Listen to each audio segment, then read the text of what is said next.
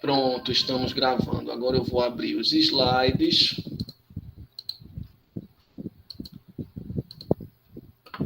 Aqui. Pois bem, pessoal, vocês devem estar vendo agora os slides. Pois bem, pessoal, aula passada, né, nós vínhamos discutindo a questão da memória social e nós começamos a trabalhar o tema do esquecimento, do trauma na memória, não é? Então, nós utilizamos o texto da Tânia Korg Veríssimo, que é essa moça que está aqui, a Tânia Korg Veríssimo, que é da psicologia, tá? É uma área ali que a gente não está com um jargão um pouco diferente do jargão das ciências sociais, né? Mas a Tânia, eu acho que ela consegue casar bem o jargão da psicologia, da psicanálise, né, que foca na subjetividade, no indivíduo. Ela consegue casar bem o jargão da psicologia e da psicanálise para a gente pensar temas típicos da sociologia, da antropologia, que é o tema da memória social. Tá? Então, esse texto é um texto muito interessante, tá? Porque ela vai falar sobre uma patologia, uma doença que ocorre nas instituições de memória, que é o mal de arquivo. E o que é o mal de arquivo? O mal de arquivo é uma doença que atinge as memórias traumáticas. Essas memórias muito sofridas, né? Como a memória da escravidão, a memória do colonialismo, a memória da ditadura, a memória de regimes totalitários, né? E aí eu trago também regimes totalitários, memórias traumáticas referentes ao nazismo, mas também ao comunismo, né? Ali no leste europeu, que também trouxe ali uma carga de trauma, né, nas lembranças, né, da antiga República da União Soviética. Então, essas memórias traumáticas que são difíceis da gente digerir, difíceis da gente falar, né, difíceis da gente pensar sobre, elas tendem a sofrer dessa doença, que é o mal de arquivo. E o mal de arquivo é uma doença que ela funciona do seguinte modo, ela afeta a memória no sentido de promover esquecimento. Então, o mal de arquivo é quando você tem uma memória traumática, que é difícil você falar sobre ela, e que ela é de tão difícil, de tão traumática, ela tende a ser silenciada, tende a ser esquecida, né? Mas, como a própria autora sustenta, essa memória ela não se apaga. Ela fica silenciada, fica esquecida, mais ou menos como um trauma, né, que fica no inconsciente, e na primeira chance, no primeiro gatilho, na primeira oportunidade, essa memória vem à tona, essa memória surge, né? Não, nem sempre surge, ela retorna de uma forma harmônica, leve, não. Ela sempre retorna trazendo trauma. Tá? Então, o mal de arquivo ela é uma doença que ela ocasiona o silenciamento e o esquecimento de memórias traumáticas, mas nunca o apagamento. Ela é uma doença que, ao mesmo tempo em que ela força ao esquecimento, força ao silenciamento, ela tem ali, né, digamos assim, na sua estrutura genética, né, no sentido de, né, pensando o mal de arquivo como uma doença, ela traz ali no seu gene, na sua gênese, na sua própria estrutura genética, o potencial, né, de aflorar e de trazer essas memórias traumáticas à tona. Tá? Então, é um texto que eu acho muito interessante, é difícil, é um texto difícil, principalmente por causa desse jargão da psicanálise. A gente passou 2 horas na aula passada só na introdução, porque tentando destrinchar os conceitos com vocês, né? Pulsão de morte, né? Que é um conceito freudiano, né? A ideia do instinto de morte, né? Daquele impulso de morte, o próprio conceito de mal de arquivo, conceito de inconsciente, né, de catarse, de recalque, né? Precisamos ali fazer um apanhado geral de todos esses conceitos, que eu não vou me repetir, porque estão gravados, eu vou disponibilizar, eu me comprometo em me disponibilizar esse material até amanhã no AVA, mas a gente precisou de 2 horas na semana passada para trazer esses conceitos, para a gente ficar com eles na memória, né, em vista, para a gente poder avançar no texto, tá? Então,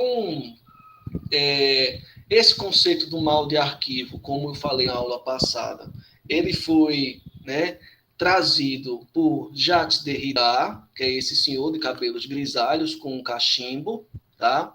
Numa tentativa de traduzir, né, os argumentos de Freud, os conceitos de Freud, para a gente pensar a dimensão social dos conceitos de Freud. Então, ele vai trabalhar com o conceito de recalque, que é quando o indivíduo ele tem um trauma e ele esconde esse trauma, ele subtrai esse trauma da sua memória, né, consciente, e ele fica guardado no inconsciente, né? Então, a gente falou bastante sobre esse conceito de recalque, pensado numa perspectiva social, que é quando uma memória coletiva ou social de um grupo, né, que é uma memória difícil de lidar, uma memória traumática, ela é recalcada, ou seja, silenciada, né?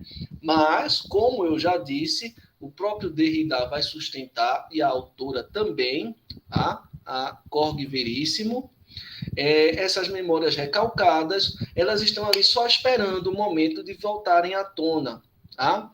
De voltarem à tona. Ora, né, apontando a ferida, apontando o trauma, ora, né, apontando a ferida, apontando o trauma e procurando uma superação do trauma. Que é o que a psicologia vai chamar da catarse, é aquele momento de superação de um trauma. E ela vai fazer isso de uma forma muito interessante, né, pensando a escravidão no Brasil, ou seja, pensando como essa doença que atinge os museus, os arquivos, as instituições de memória, né, ela, né, afetou, né, ela tem relação com essa memória traumática da nossa história, que é a escravidão. Tá? Que é uma memória traumática, que se evita falar. Hoje, nós temos tentado, promovido estratégias para encarar essa memória traumática de frente. Né? A gente está justamente trazendo ela do inconsciente coletivo para o consciente coletivo para mostrar, né, como essa memória foi traumática e procurar estratégias de superação dessa memória da escravidão, ou seja, estratégias, né, que representem essa memória não apenas como uma memória de dor e sofrimento, mas que mostre também um outro olhar, tá, para a memória afrodescendente no Brasil. Né? Então, a gente está fazendo o seguinte, nesse texto, a gente está tentando fazer o seguinte, a gente está tentando mostrar como são as estratégias para lidar com o mal de arquivo, tá? Para trabalhar com essas memórias traumáticas, mas não no sentido de reforçar para sempre o trauma, olha, mostrar eternamente as imagens de sofrimento. Não, é importante que essas imagens de sofrimento sobre os afrodescendentes e sobre a escravidão, elas venham à tona, mas que a gente supere essas imagens de dor e sofrimento e procuremos representações da diversidade cultural, afrodescendente, que não se resume só ao sofrimento. Né? Quando a gente fala em memória da escravidão, só vem à cabeça da gente os africanos que vieram para o Brasil, ou seja, a população negra brasileira em condição de sofrimento, em condição de vítima de um passado cruel. Mas a cultura africana no Brasil, as memórias da África no Brasil, são memórias que não se resumem apenas ao sofrimento. São memórias que dizem respeito a uma rica gastronomia, dizem respeito a uma rica religiosidade, dizem respeito a uma rica quantidade de cerimônias e celebrações, que só agora a gente começa a evocar, uma vez que a gente está conseguindo fazer a catarse do trauma, que foi a escravidão. Tá?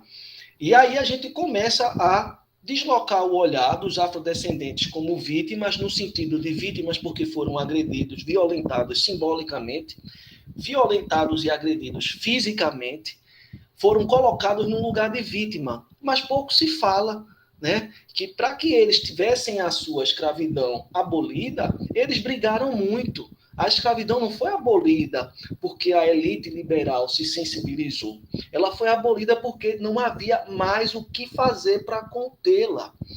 Os africanos estavam matando os seus senhores de engenho.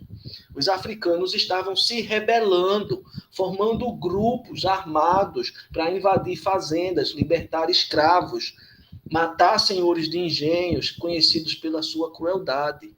Então, toda essa representação, né, que foi silenciada por causa do trauma e que começa apenas a emergir, né, enfatizando representações de dor e sofrimento, ela começa, nesse momento, a se delinear e a ser trabalhada pelas instituições de memória. Tá? Então, é sobre isso que esse texto fala. E aí, bom, seguimos, né, apresentando todo esse debate que conecta psicologia e psicanálise, tá? As ciências sociais, porque é o que nos interessa, tá? É um texto que é situado na sociologia, mas pensando questões, ou melhor, é um texto que é situado na psicologia, mas pensando questões que nos interessam, questões antropológicas, sociológicas, né, políticas, e falamos sobre isso.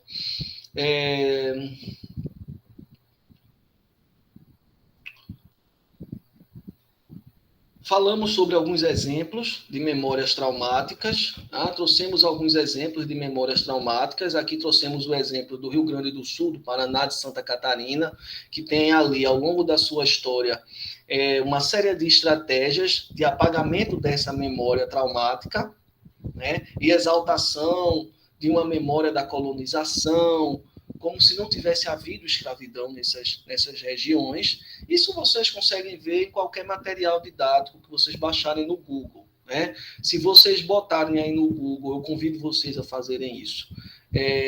Apagamento da memória negra no sul do Brasil. Vocês vão ver centenas de artigos de historiadores, de antropólogos, de museólogos que falam sobre esse mal-estar da escravidão no sul do país e como eles criaram estratégias políticas, antropológicas, museológicas, historiográficas para minimizar esse trauma, né? É difícil também para, digamos assim, a instituição Estado lidar com isso. É difícil também. Então, é natural que alguns estados eles tentem apagar essa memória para evitar encarar de frente, tá? Essas questões sensíveis, essas questões traumáticas, como a própria autora se refere. Tá? Mostramos também outros exemplos de memórias traumáticas e como o mal de arquivo afeta essas memórias, utilizando o exemplo da Bélgica, que foi uma das colonizações mais cruéis que se tem registros na história e que só agora começou a ser evocada, né, a partir da consolidação das tecnologias digitais, né, a partir da ampliação, né, dessa revolução comunicacional que a gente tem vivido desde a década de 90 para cá, com a popularização e a ampliação da internet, né, a ponto da Bélgica hoje encarar de frente isso, está restituindo, né, em euros, né, o Congo belga, ou melhor, o Congo, por todo o sofrimento que ela causou. Isso é uma estratégia para lidar com essas memórias de dor e sofrimento. É um tipo de antídoto ao mal de arquivo. Você encarar de frente, né, fazer emergir essas memórias, exatamente como o processo de cura executado pela psicanálise. O processo de cura executado pela psicanálise, desde Freud até hoje, é esse. Você vai, né, focar no inconsciente para, a partir do inconsciente, fazer emergir o trauma. E uma vez que o trauma vem à tona, você racionaliza ele, pensa a respeito dele, e aí faz a superação do trauma. Às vezes demora, às vezes, dependendo do trauma, você consegue fazer a catarse, que é a superação dessas memórias recalcadas, desses acontecimentos, desses traumas recalcados. Tá?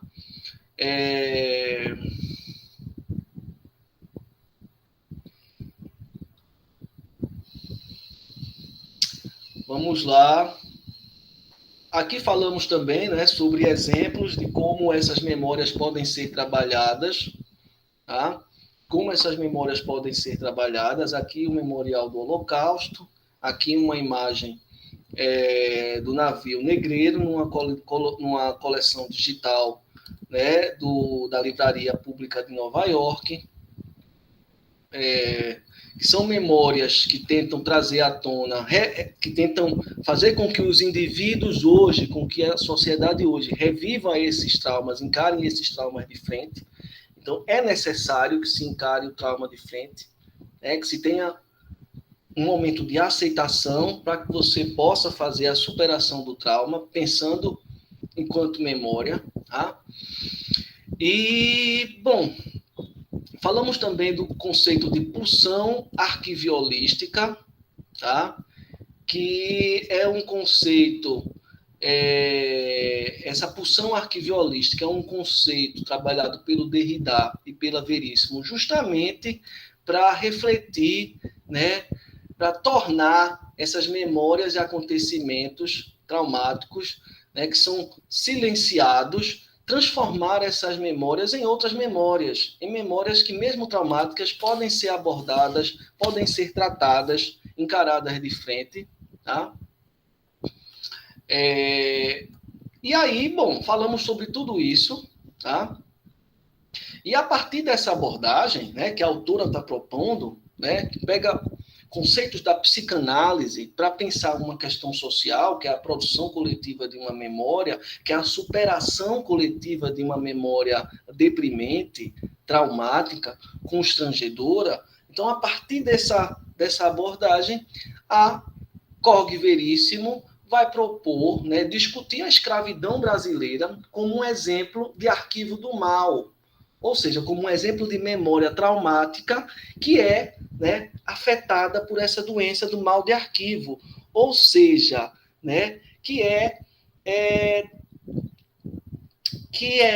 ao longo da nossa história sempre colocada para debaixo do tapete, justamente pelo tamanho do trauma provocado numa parcela que é a maioria da população brasileira. E eu vou além, é uma memória traumática para toda a população brasileira,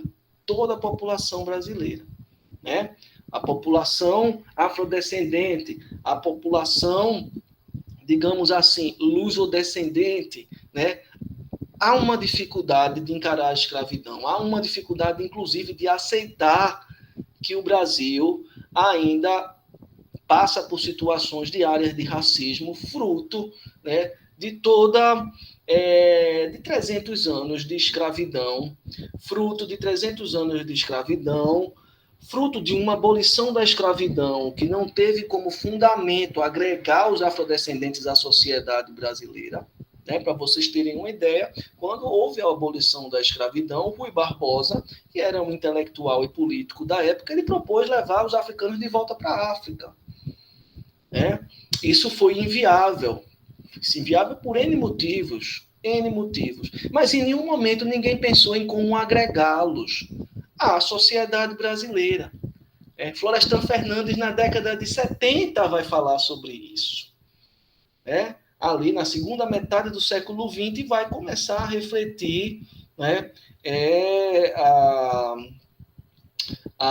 tanto a questão dos povos indígenas quanto dos afrodescendentes e o modo como a sociedade brasileira agregou eles em sua, digamos assim, em sua história, em sua representação de nação. Tá? Então, a autora está trabalhando a escravidão justamente como uma memória do mal, tá? Que é acometida pelo mal de arquivo, e sendo acometida por essa doença, ela é uma memória que as instituições estão sempre tentando silenciá-la, mas é impossível apagá-la. Tá? Então, as memórias que sofrem de mal de arquivo, elas não podem ser apagadas, elas podem ser silenciadas. Silenciadas, abafadas, mas elas estão ali, né, esperando, né, que algum gatilho, uma palavra que a gente usa na psicologia, ela não colocou no texto, mas que algum acontecimento provoque o mal-estar e traga de volta essa memória como um instrumento de reflexão. E aí, ou ela é silenciada novamente, ou ela é encarada e surgem novas representações, como as que eu estava falando aqui alguns minutos atrás. Tá? Então, a autora vai utilizar a escravidão como objeto, né, empírico, social, para refletir questões como a gente, enquanto brasileiros, como nós arquivamos a escravidão enquanto uma realidade que oficialmente atravessou e atravessa nosso país por mais de 3 séculos. Então, vejam que questão interessante, né? Como a gente encara essa memória que diz respeito à escravidão, né? Que não foi uma coisa pontual, foram 3 séculos de trabalho escravo. O Brasil está chegando aí aos seus 500 anos, e 300 anos foram marcados, né, por esse modo de trabalho, a escravidão. Como é que a gente lida com isso? Dia desse eu estava conversando com um amigo meu, que às vezes eu entro em discussões com ele é lá de Santa Catarina, e ele estava falando, mas eu não tenho culpa da escravidão.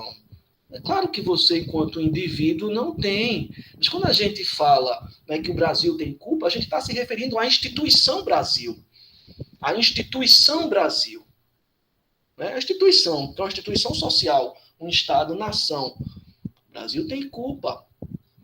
O Brasil tem culpa. Então, como é que a gente lida com essa memória? Né? Eu dei um exemplo. Então, é isso que ela está tentando mostrar. E aí ela vai pegar o exemplo do hino da Mangueira, o exemplo do hino da Proclamação da República. Tá? E as pessoas lidam com isso de formas diferentes. Né? Quantas vezes nós não já ouvimos na mídia, não, mas no Brasil não tem escravidão. Porque aqui a gente não vive um apartheid como a África do Sul viveu, né?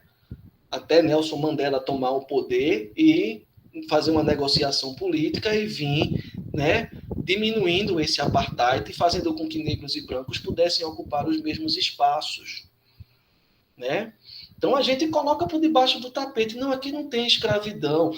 Temos um grande intelectual como Gilberto Freire, que produziu uma obra fantástica, Casa Grande Senzala, que foi a primeira obra a dar, digamos assim, representatividade à cultura africana e indígena como parte da sociedade brasileira. Eles não eram vistos como parte da sociedade brasileira. Mas Gilberto Freire trouxe a cultura africana e a cultura indígena, mais a cultura africana, para dizer, olha, a sociedade brasileira é composta por três raças, para utilizar o jargão da época.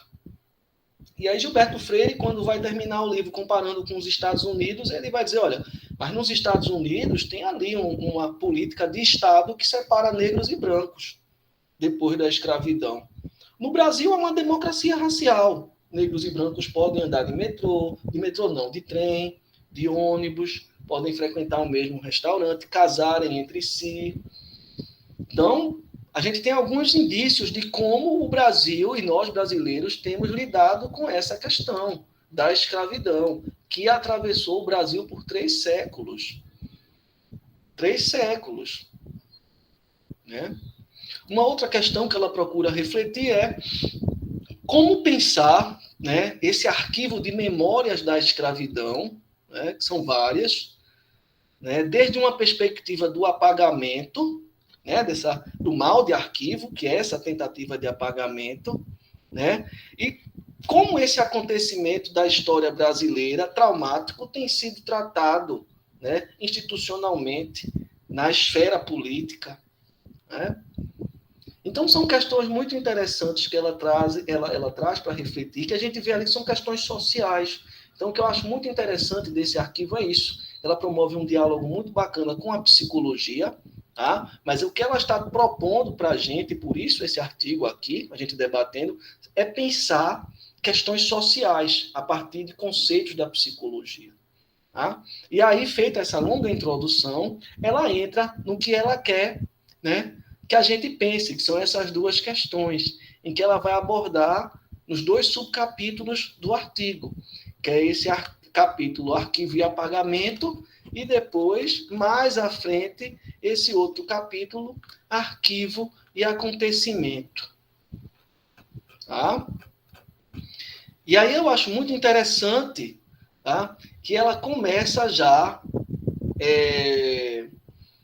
trazendo que ela já tem uma bagagem de trabalho sobre esse tema. Então, ela inicia esse subcapítulo do artigo dizendo, olha, num trabalho anterior eu já aponto a abordagem do racismo como uma problemática brasileira.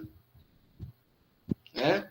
E eu sustento que dentro desse problema do racismo, né, a brasileira, existe uma recusa como um mecanismo de defesa psicológico, né, que garante solidariedade na sociedade brasileira. Então, olha que interessante, ela já começa essa parte dizendo, bom, depois de eu ter falado tudo isso, de mal de arquivo, de escravidão, eu observei que nós brasileiros temos uma recusa, é um trauma tão forte, essas memórias relacionadas à escravidão, que a gente não quer ver. A gente tem uma recusa em aceitar. E essa recusa, às vezes, não é nem mau caratismo, não é nem você está nem agindo de má fé. Muitas vezes é mau caratismo, sim, essa recusa. Mas na boa parte das vezes não é mau caratismo. É uma ferramenta inconsciente de não querer ver esse trauma. E isso é justamente para manter a solidariedade. Porque o Brasil é um país que agora, de uns tempos para cá, com essa crise política, a gente tem visto, a gente vê mais de perto, nesses momentos de anomia, é que a gente vê mais de perto que o Brasil é uma sociedade muito desigual, muito fragmentada. Tá? Então, é como se a autora estivesse dizendo, esse tema da escravidão ele é tão forte, ele tem um potencial tão grande de conflito, né? Que ao invés da gente encarar de frente o conflito e resolver, a gente, para manter a harmonia social, a gente finge que ele não existe. A gente se recusa a olhar para ele. Mas ele está lá recalcado, está lá guardado.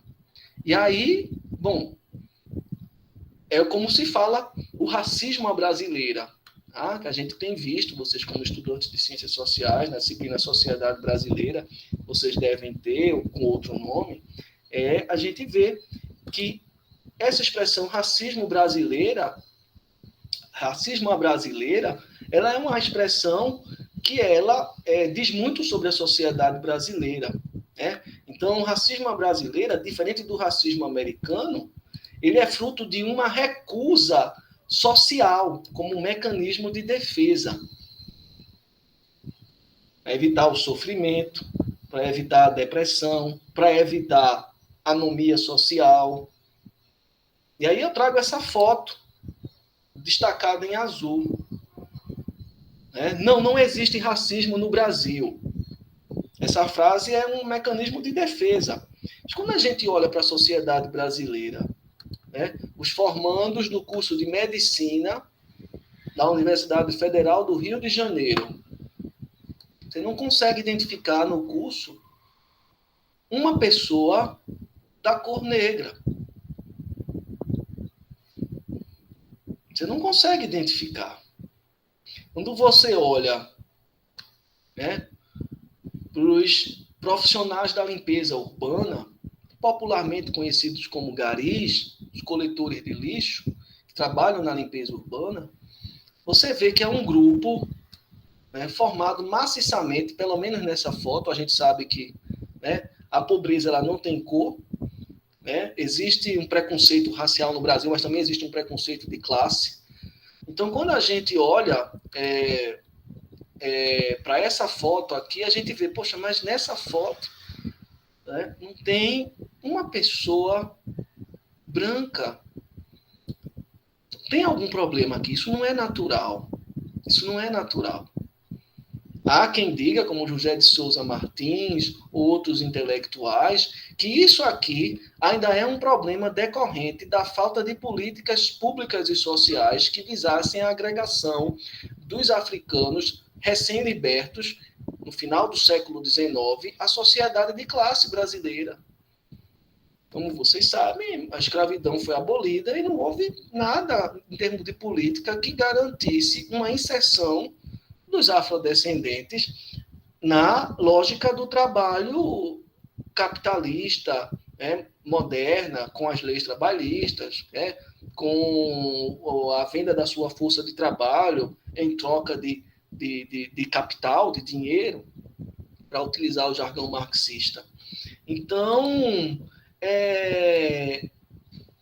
quando a sociedade brasileira, digamos assim, o senso comum, olha essa imagem, ele pensa, sim, mas essa imagem não diz nada. Se as pessoas que estão aqui se esforçarem, elas chegam aqui, né? O problema é que a meritocracia, esse conceito de meritocracia, que foi o que eu coloquei aqui, né? Não, se os que estão embaixo se esforçarem, eles vão para cima. Isso precisa, né, ser colocado em uma única escala. Né? Quando a gente olha essa foto, é difícil os que estão embaixo irem para cima, né? Se eles não têm condições sociais de ascenderem. Então, a questão da meritocracia funciona quando você pega a escala daqui. Olha, quando você pega uma escala aqui, você pega duas pessoas nessa foto de baixo e dá as mesmas oportunidades para ela, e uma consegue ascender e a outra não, aí você pode falar, olha, ali a meritocracia se aplica. Mas são duas escalas diferentes. A gente querer misturar essas duas escalas e falar em meritocracia misturando essas duas escalas, a de baixo e a de cima, não funciona. Funciona falar em meritocracia para a escala de baixo e em meritocracia para a escala de cima. Quando a gente junta as duas escalas nessa imagem, a gente tem que pensar em oportunidades. Será que os de baixo têm as mesmas oportunidades para ascender aqui em cima? Historicamente, como foram tiradas as oportunidades dos de baixo para eles chegarem em cima? Estou divagando, mas são as questões que essas imagens nos levam a refletir, né? Essa recusa da gente encarar o trauma da escravidão no Brasil. Quando a gente fala em meritocracia, como eu falei, a gente está recusando. Não, no Brasil não existe racismo, não. Sim, mas e essa foto número 2? Essa foto número 9? Essa foto número 9 não te diz nada sobre o racismo? Não. Os de baixo, se eles se esforçarem, eles podem chegar lá em cima. Isso é uma estratégia retórica de minimizar o tema, de silenciar o racismo no Brasil. Não. Dificilmente quem nasce na base da pirâmide ascende até o topo. Dificilmente. Isso é uma falsa verdade. Né? Você só consegue ascender de um lugar para o outro quando você tem as mesmas oportunidades que o outro do seu lado, que o outro da outra cor, que o outro. Se você não tem as mesmas oportunidades, se as oportunidades de ascender te são negadas, você nunca vai ascender. Nunca. E aí eu trago também a questão do racismo institucional norte-americano, que é muito evidente hoje em dia também, né? A gente pega esses acontecimentos no começo do ano, né? O I Can Breathe, do George Floyd, que foi aquele afrodescendente que foi pego ali num ato infracional pequeno e foi enforcado, né? Mas antes era bem pior, né? Por exemplo, essa foto daqui mostra a primeira estudante norte-americana negra a entrar numa universidade. Essa foto é da década de 50, se não me falha a memória. Bem, foi uma foto tirada ali, entre a década de 40 e a década de 60. Então, vejam o deboche. Isso é violência simbólica. Isso é uma violência simbólica. Então, vejam o deboche. Tá? Então, por essas e outras, né, a gente né, tem essa dificuldade de encarar o racismo, porque a gente olha, né, para essa foto e diz, não, a gente não faz isso. E pior que faz. Né? Tem um monte de casos de racismo, de injúria racial. Inclusive, soube de um hoje, aí, num shopping, naquele shopping que fica ali em Cruz das Almas, né, que um ex-professor da UFAL, de matemática, já aposentado, cometeu racismo com um atendente de uma loja. Ele ia lá todo dia ficar debochando do rapaz, porque o rapaz era negro. O rapaz perdeu a paciência e abriu um boletim de ocorrência. E aí, então, tá o shopping querendo abafar, mas, né, aquela coisa, prestando solidariedade e reproduzindo esse discurso. Não, aqui não existe racismo. Foi só um senhor que é doente. Não. Então, a gente tem uma dificuldade muito grande para encarar o racismo. A gente encara esse mecanismo de recusa para minimizar a anomia social por causa disso. Tá? Nos Estados Unidos é muito mais fácil você perceber o racismo, porque ele é política de Estado. Não é mais, mas já foi política de Estado. Aqui no Brasil, não. Aqui no Brasil, a gente tem esse mecanismo, como a autora fala, mecanismo de recusa social como um mecanismo de defesa. Mecanismo de defesa para evitar um estado, como Durkheim falaria, de anomia social, que é quando a sociedade está, né, em atrito, conflitos sociais, e a solidariedade ela é colocada em xeque e acontece um estado de doença social, ou seja, de anomia social. Tá?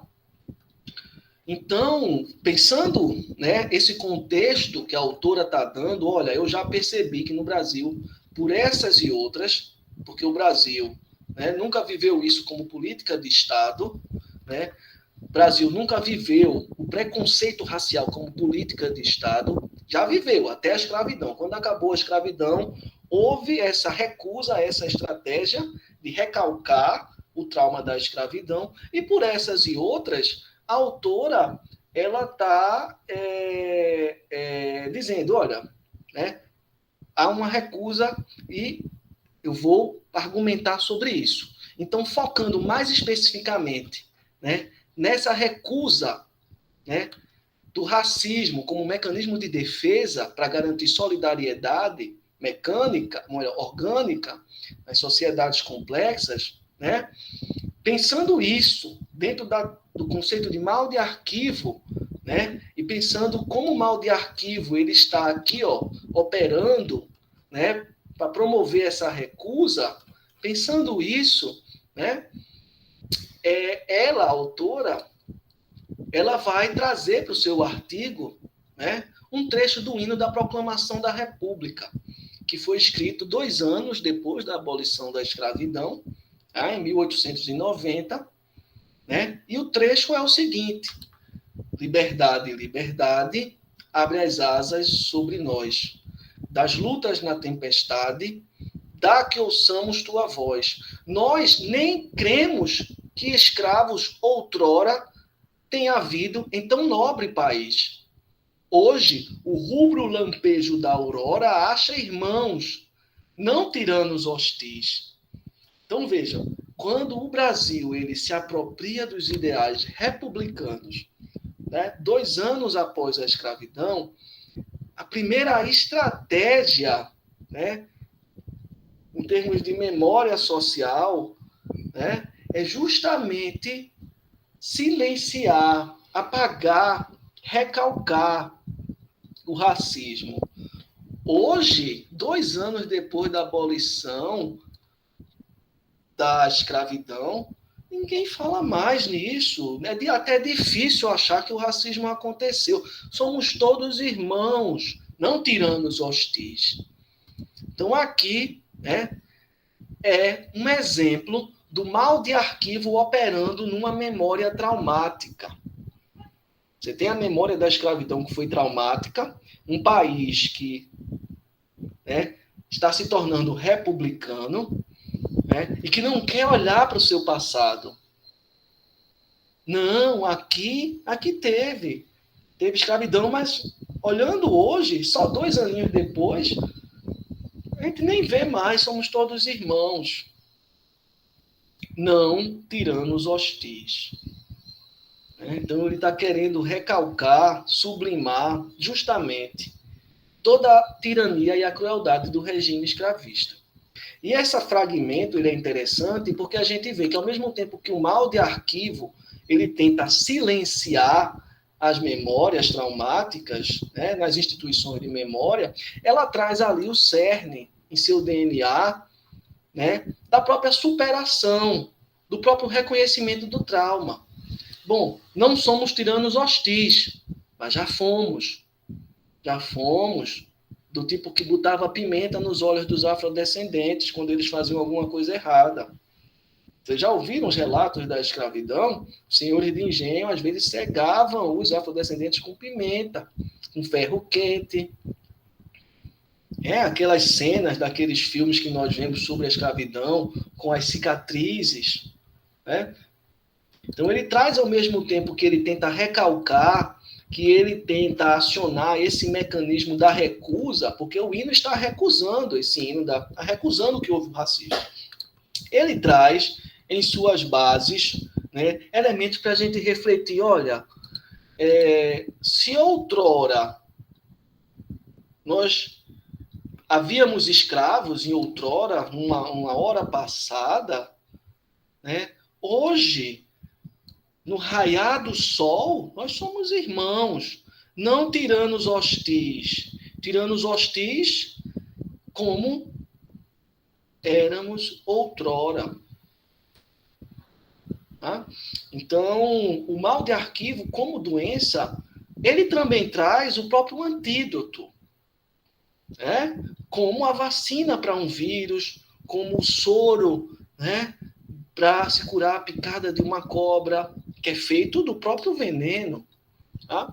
Então, o conceito de mal de arquivo é um conceito muito interessante para a gente pensar tanto a operação do silenciamento de uma memória, né? Esse processo de querer esquecer uma memória, mas para a gente pensar que esse processo não vai apagar a memória. Se a gente revisitar essa memória, né? Como o psicólogo faz com que a gente revisite um trauma, ela vai aflorar, ela está ali, escondida, guardada, recalcada, para utilizar o jargão da psicologia, mas ela está ali. Tá? E esse hino, né, segundo a autora, evoca justamente o apagamento da experiência traumática que foi a escravidão no Brasil. Então, ele é um excelente exemplo empírico para a gente perceber, tá? Perceber esse processo, né, de apagamento de uma experiência, de apagamento não, de silenciamento, ofuscamento, né, de uma experiência traumática. Pessoal, espera só um minuto mesmo, tá? Que eu vou ver se minha mãe está precisando de alguma coisa.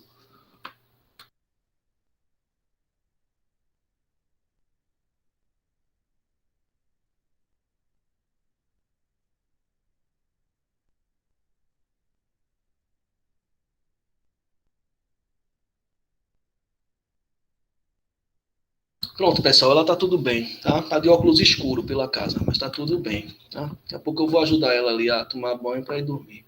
Bom, pessoal, então esse hino porque quem faz catarata não pode abaixar a cabeça, não pode, né? Tem que. Bom, pessoal, então esse hino evoca, né, justamente o apagamento da experiência traumática da escravidão no país, tá? Então, diante dessa pauta do racismo recusado, a gente recusa admitir que a gente é uma sociedade ainda muito racista. Claro que quando eu falo uma sociedade, eu estou generalizando, não são todos que são racistas. Estou falando sociedade, né, no sentido de pensar ali a instituição Brasil. Tá? Ainda é uma instituição racista. Tá? Então, diante da pauta do racismo recusado, esse racismo que a gente não quer ver, que machuca, que a gente prefere não falar sobre, para não se machucar, não brigar com o vizinho do lado, etc., né? Esse trauma da escravidão, né, ela permite pensar, né, a sustentação da crença da nobreza de um país sem passado. Tá? O que esse hino da proclamação da República ele está evocando é a crença, né, da nobreza de um país sem passado. Somos um país nobre. É até difícil a gente pensar que houve escravidão no Brasil, né? É um hino que ele parte do pressuposto, né, da crença no silêncio como meio de lidar com a violência. É melhor silenciar sobre o trauma para nós não revivermos toda a violência que foi o trauma, toda a violência que ocasionou o trauma. Então, é a crença em uma história fetichizada que impõe, né, uma representação que não condiz com a realidade. E é justamente essa representação que não condiz com a realidade que vai se transformar, né, na nossa versão oficial e mítica de país. Um país, como nós vimos, né, com Maurício Obivach, né, com Pollack, Michel Pollack, né, um país, ele é fruto de uma memória coletiva, né, que vai criar seus mitos, que vai criar suas versões oficiais, e essas versões vão ser revividas a partir dos hinos, né, o hino da independência, o hino da república, o hino da pátria, que vai evocar os mitos da nação, a partir de seus marcos históricos, que vão estar ali como um alicerce da memória, que mantém os indivíduos juntos, né, coletivamente, nessa instituição chamada Brasil. Então, essa crença no silêncio como meio de lidar com a violência que foi a escravidão, vai construir, né, uma representação de realidade como versão oficial e que não vai condizer com a realidade. Por que não condiz com a realidade? Porque, diferente do que o hino diz, houve escravidão no Brasil. Diferente do que o hino diz, né, não somos todos irmãos, no sentido de que houve 300 anos em que os africanos eram escravizados com base num discurso político e religioso que não os reconheciam como seres humanos. Vocês lembram? Houve um debate logo no começo da colonização do Brasil. Foram acionar o Vaticano, inclusive em Roma, né, para mediar esse debate. Olha, os índios não podem ser escravizados porque eles são seres humanos, têm alma. E os africanos podem, porque não são seres humanos, não têm alma. Então a gente não precisa se preocupar com eles. Pode matar sem culpa, porque se não são seres humanos, eu não vou ser castigado porque matei o meu semelhante. Os índios, se eu matar um índio, eu estou matando o meu semelhante. Se eu matar um africano, eu estou falando como era travado o debate ali no século XVI. Se eu matar um africano, eu estou matando um animal, não estou matando um ser humano, então eu não tenho culpa. Então, isso é totalmente ofuscado. É totalmente ofuscado na história oficial do Brasil. Né? Na história oficial do Brasil, nós somos todos irmãos. Vivemos a democracia racial. Não somos tiranos hostis. Mas éramos. Oi, Otacílio, pode falar. Isso que o senhor falou agora foi bem interessante, professor, da questão desse debate do Vaticano. Existe alguma literatura brasileira que fala sobre isso? Porque, eu acho que eu nunca vi em livro, acho que, principalmente em livro de ensino médio, acho que não conta, deve passar bem longe isso. Não, Otacílio, de fato, você está certíssimo. Ensino médio, não. Ensino médio é onde a gente vê uma versão da história pasteurizada, uma versão da história simplificada, né? Uma versão folclórica, mítica da história. Os livros de história são instituições, são arquivos que eles são acometidos do mal de arquivo. Pega um livro de história da minha época, um livro de história do Brasil da minha época, anos 80, quando eu comecei a estudar, 83, 84, estava entrando no colégio. Então, quando a gente pega os livros de história da minha época, a gente vai ter 5 páginas falando sobre a cultura indígena, 4, 6, 7 páginas falando sobre a cultura africana. E o resto é tudo a história que passam, que somos filhos de portugueses, e Portugal veio para cá, descobriu o Brasil, trouxe a civilização, a cultura, organizou as capitanias. Então você não vê isso. Você vai ver referência a isso em livros de Sérgio Buarque de Holanda, no próprio Casagrande Senzala você vai ter referências a isso, do Gilberto Freire, apesar dele concluir falando que existe uma democracia racial. Tá? Você vai ver nesses os pianos, discípulos de Florestan Fernandes, né? O Miceli, o próprio... Enfim, esses os pianos que fazem parte ali daquela linhagem do Florestan Fernandes, que estudam sociologia da cultura. Tá? Então, se você procura no Google direitinho, você acha. Eu posso até, se você me mandar um e-mail com calma, né? Porque aqui eu não preparei isso, mas eu posso até te mandar um e-mail com uma lista de bibliografia para todos vocês. Uma lista de bibliografia onde eles vão contextualizar melhor isso. Né? Mas é um debate que os alunos da história estão acostumados a ver isso desde o começo e que nós, estudantes de ciências sociais, nós aprendemos esse debate nessas disciplinas de sociedade brasileira contemporânea, etnologia indígena, tá? Estudos afro-brasileiros, com a professora Raquel Rocha, ela trabalha bastante sobre esse tema. Então, depois me mande um e-mail, que eu posso mandar uma lista de leituras para você, que vai lhe dar esse contexto. Né? Eu não consigo te dizer agora as peças-chave que estavam inseridas nesse debate.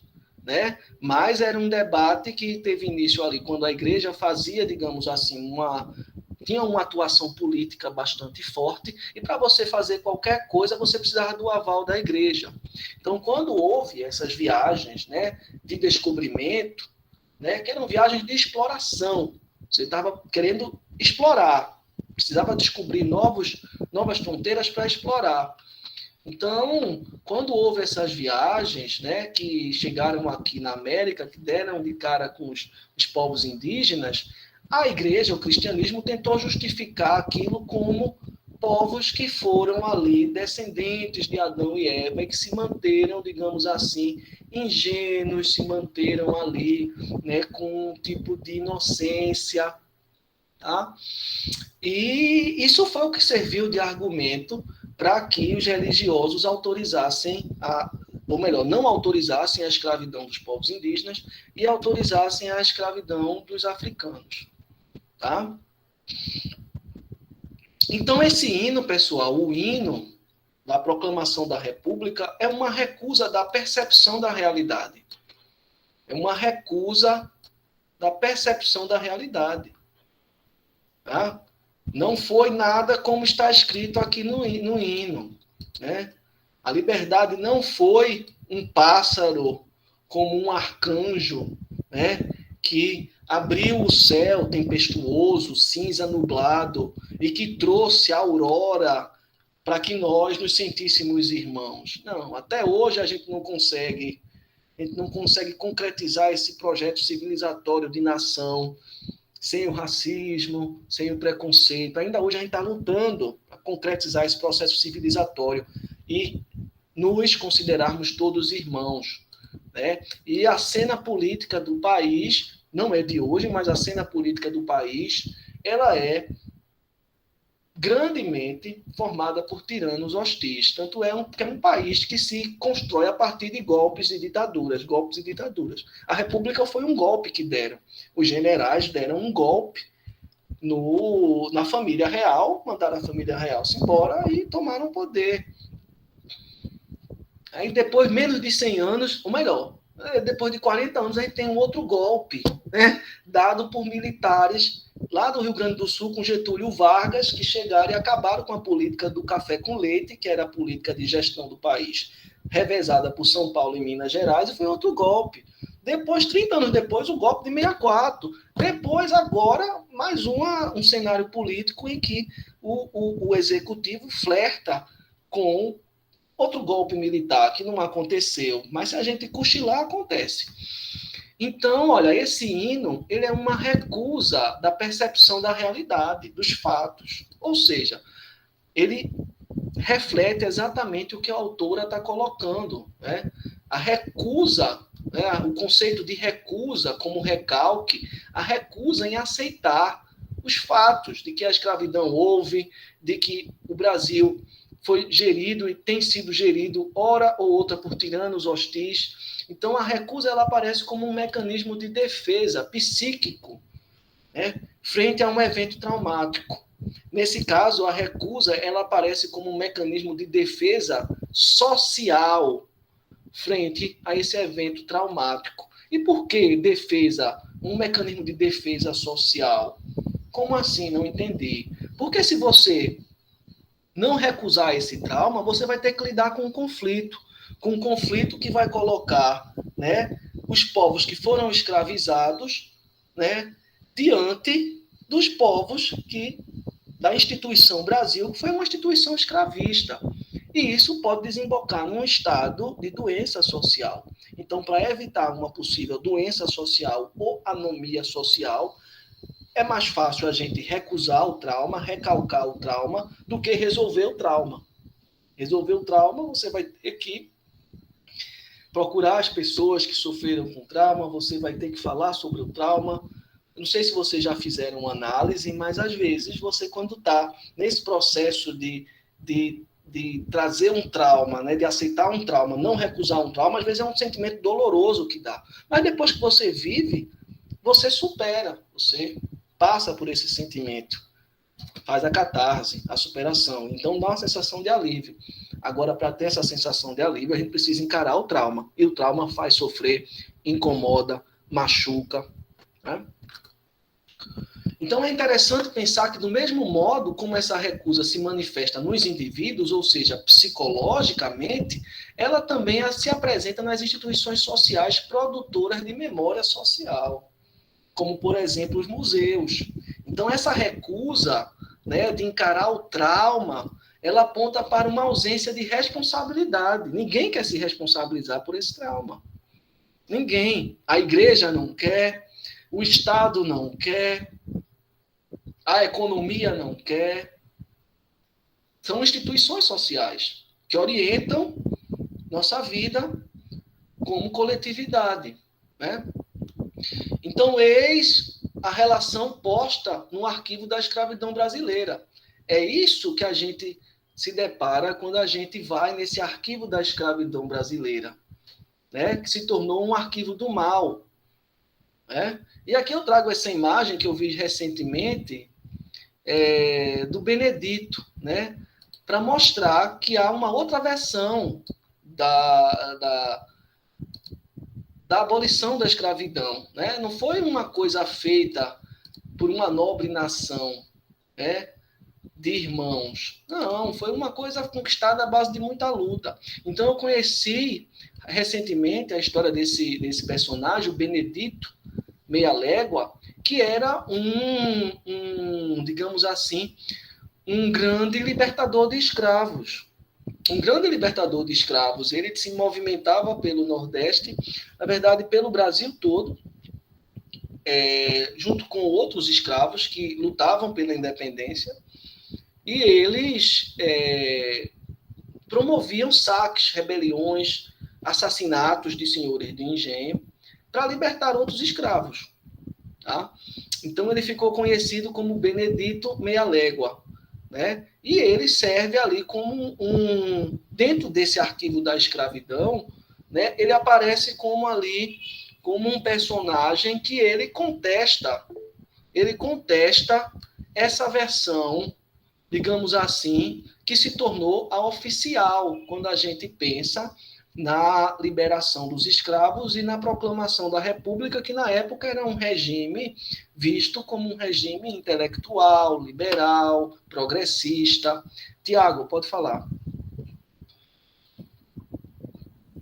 Ô, professor, quer que eu fale como ele foi assassinado? Como é, Tiago? Desculpa. Como ele foi assassinado. Quem? O Meia Légua, o Benedito? Isso mesmo. Se eu sei, assim, quer que eu fale ou o senhor sabe? Não, fale, por favor, não, vamos conversar, fale você. Ele foi assassinado, não foi assim, numa certa idade, foi após a sua, assim, foi 62 ou foi 72 anos. Ele, por ser, assim, muito visado pelo senhor de Gen, ele vivia dentro das matas, e quando ele foi assassinado, foi um caçador que viu ele morando dentro de um tronco de árvore. Aí o que fizeram? Foram à noite, tamparam o tronco de árvore com madeira e colocaram fogo, com ele dentro, vivo, para ele poder morrer. Já o senhor de idade não foi nem preso, foi assassinado dentro de um tronco de árvore. Tamanha crueldade, hein? Fogo, vivo de adentro. Que horrível. Não, eu não conhecia, Tiago. Obrigado, eu não conhecia. Como eu disse, eu conheci agora há pouco a história e, assim, ainda estou me apropriando. Eu trouxe para a gente mostrar que existe mais de uma versão e para reforçar esse meu argumento de que o mal de arquivo, ele promove o silenciamento, mas nunca o apagamento, tá? Dessas memórias traumáticas. Então, a ideia, pessoal, é de que os arquivos, né, eles são deslocados, a ideia da autora é de que esses arquivos eles são deslocados de uma zona de clareza, ela está incentivando a gente, né, a não se contentar, né, com essas versões, digamos assim, simplórias, simplificadas, né? Ela está chamando a gente a olhar o arquivo em profundidade, né? Então, o conceito de mal de arquivo, ao mesmo tempo que ele promove o silenciamento dessas memórias traumáticas, ele te convida a olhar em profundidade para essas memórias. Exatamente como um psicólogo, um terapeuta convida o seu paciente a olhar em profundidade para as suas memórias, para encontrar, tá? Encontrar mecanismos de manipulação de memórias, tá? Encontrar mecanismos de manipulações de memórias que faz com que algumas memórias devam ser esquecidas. Enfim, o arquivo, pensado nessa perspectiva psicológica, psicanalítica do Derrida, psicanalítica é a palavra. Existe uma diferença entre psicologia e psicanálise. Tá? Então, o arquivo pensado nessa perspectiva da psicanálise, né, ele deixa de ser um lugar de produção de verdades, né, que não necessariamente encontram respaldo nos fatos sociais e passa a ser tratado como um lugar de opacidade, um lugar de nebulosidade, um lugar que você precisa, né, se debruçar nele de forma atenta, né, não olhando apenas para a superfície, tá? Não olhando apenas para a superfície, mas como um rio de águas profundas. E é lá nas águas profundas que você vai identificar elementos, né, que estão ali recalcados, né, silenciados. Tá? Então, a pergunta que a autora faz é: a quem cabe a autoridade sobre o que deve ser arquivado no esquecimento e o que deve ser apresentado como memória social? Quem cabe essa autoridade? Bom, cabem às várias pessoas, né? A memória, como a gente viu no Pollack, no Obivash, na Beatriz Sarlo, ela é um processo seletivo de edição, né? Quem cabe? A quem cabe falar desses arquivos que dizem respeito à escravidão? As pessoas que proclamaram a República ou os negros libertos que escreviam sobre como era traumático, pelo menos os que sabiam ler, que escreviam sobre o que era traumático e como era traumático? Eu não estou dizendo que um grupo é mais detentor legítimo de uma memória ou de outra, se bem que nesse caso é claro que os afrodescendentes, estudiosos de sua memória, têm uma grande legitimidade social para falar dela, como uma pessoa que, se não na sua geração atual, mas em gerações passadas, viveram esse trauma da escravidão, né?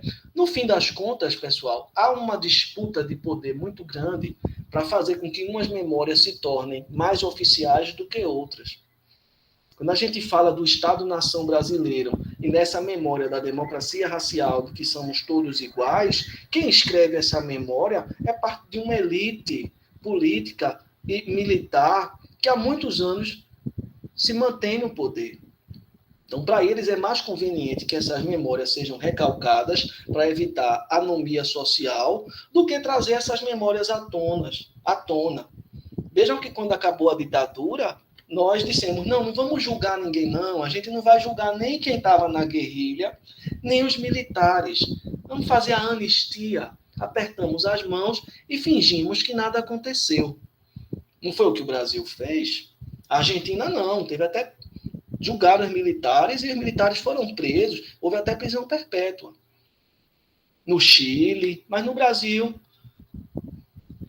Essas pessoas que escrevem a história, que escrevem a memória no sentido de autorizarem ou legitimarem uma memória, que fazem parte do poder político e econômico da nação, elas preferem muitas vezes não lidar com determinadas memórias do que encará-las de frente. Tá?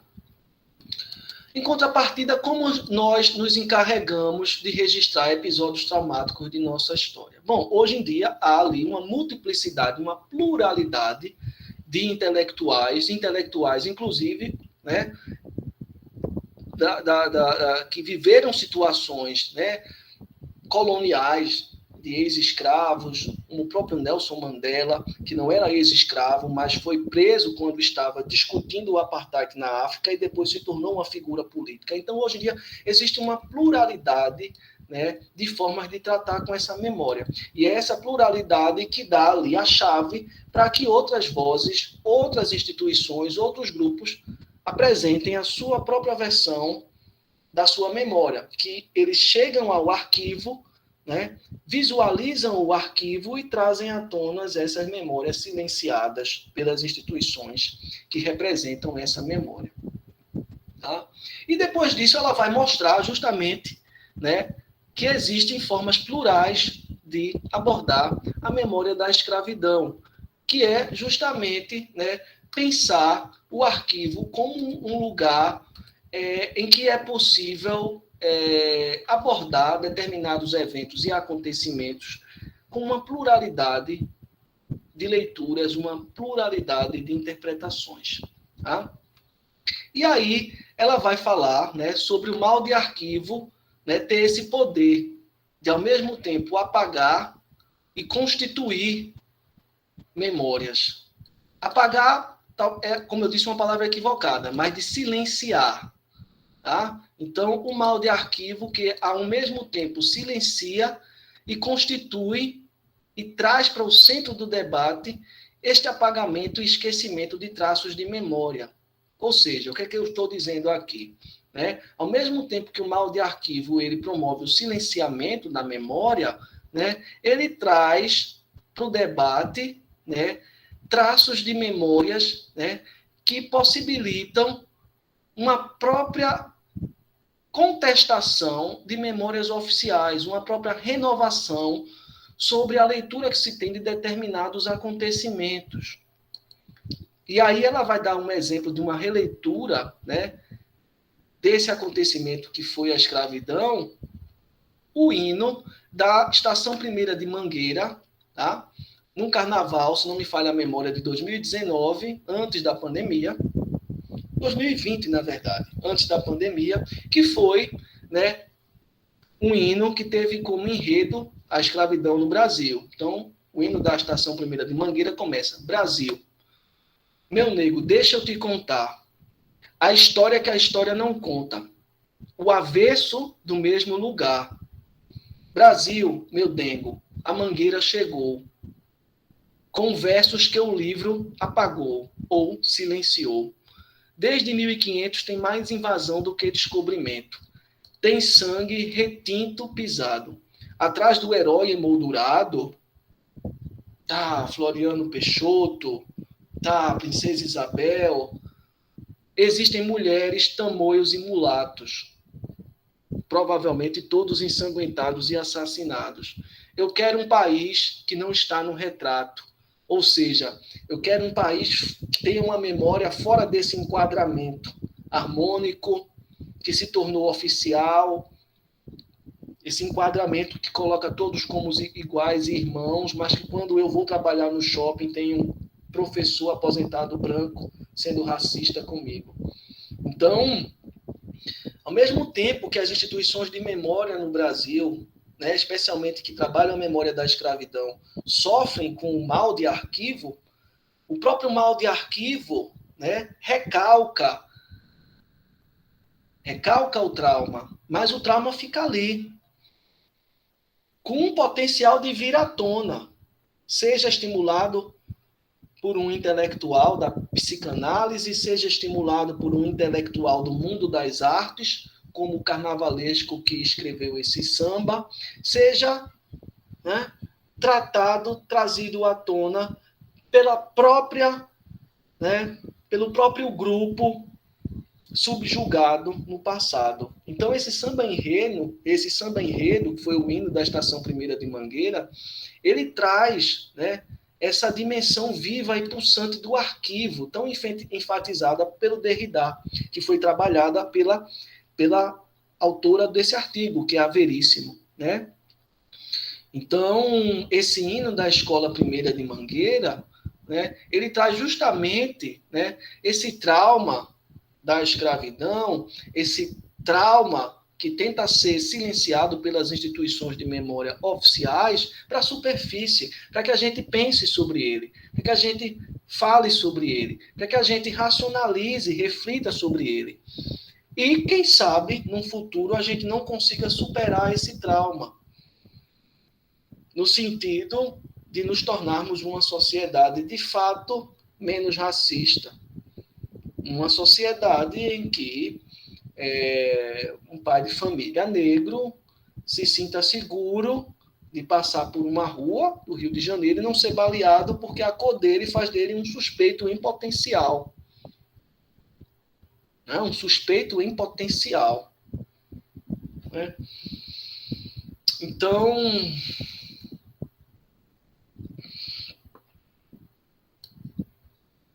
esse texto, pessoal, a autora tentou demonstrar para a gente, né, a dimensão lacunar de todo o arquivo, né, essa dimensão que todo o arquivo tem, né, de silenciar, mas também de revelar, né, de provocar novas leituras, né, de provocar superações de traumas. Então, ao mesmo tempo que o arquivo ele tem esse poder de recalcar traumas, de esconder, silenciar, ele tem esse poder, né, de possibilitar novas releituras sobre esses traumas, de possibilitar que se fale desses traumas, que se pense sobre esses traumas, para, né, assim como faz a psicanálise e a psicologia, promover a solução desse conflito, a solução desse trauma, a superação, a catarse desse trauma. Então, é um texto que eu acho muito interessante, é um dos textos que eu mais gostei de ler sobre esse tema, tá? Que é um dos mais difíceis, tá? E que eu acredito que com a minha explicação ele deve ter ali, ficar um pouco mais claro para vocês, tá, pessoal? Então, agora eu vou encerrar a apresentação, tá bem? Vou parar de gravar